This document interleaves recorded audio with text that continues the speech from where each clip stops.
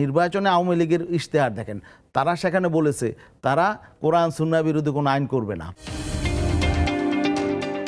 এখন যে প্রচলিত যে আমাদের নির্বাচন ব্যবস্থা এবং রাজনীতি, সেইটাতে তাহলে আপনারা অংশগ্রহণ কেন করেন? কারণ হচ্ছে যে গণতন্ত্র, যেমন এটা তো গণতন্ত্রের কথা বলছে, সেখানে তো জনগণ সার্বভৌম ক্ষমতার অংশ।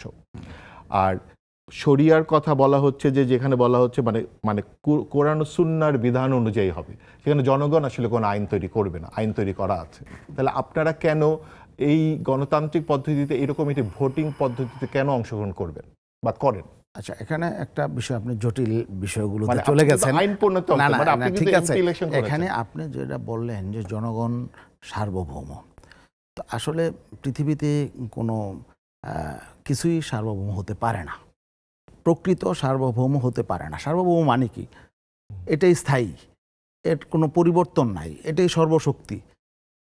এই শক্তিকে কেউ চ্যালেঞ্জ না, এই শক্তিকে কেউ চ্যালেঞ্জ করতে পারে না। সার্বভৌম মানে কি?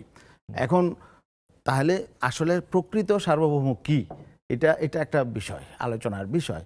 তা এখন আপনি যদি বলেন জনগণ সার্বভৌম, তাহলে জনগণের ওইরকম ক্ষমতা তো জনগণ নেই, তাই না?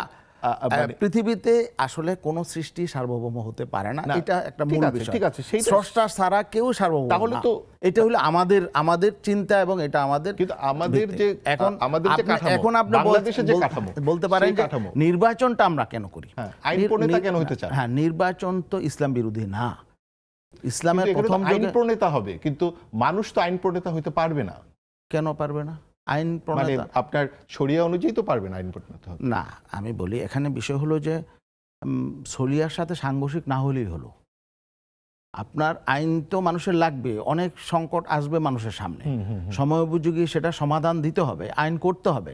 কিন্তু আমাদের চিন্তা থাকবে এই আইনটা যাতে কোরআন এবং সুন্নাহর বিপরীতে না হয়। দেখেন, এবারও কিন্তু শুধু এবারই না, সে বাংলাদেশ স্বাধীন হওয়ার আগে যে নির্বাচনটা হলো, তাই না, এই যে ৭০-এর নির্বাচনে আওয়ামী লীগের ইশতেহার দেখেন, তারা সেখানে বলেছে তারা কোরআন সুন্নাহ বিরোধী কোনো আইন করবে না।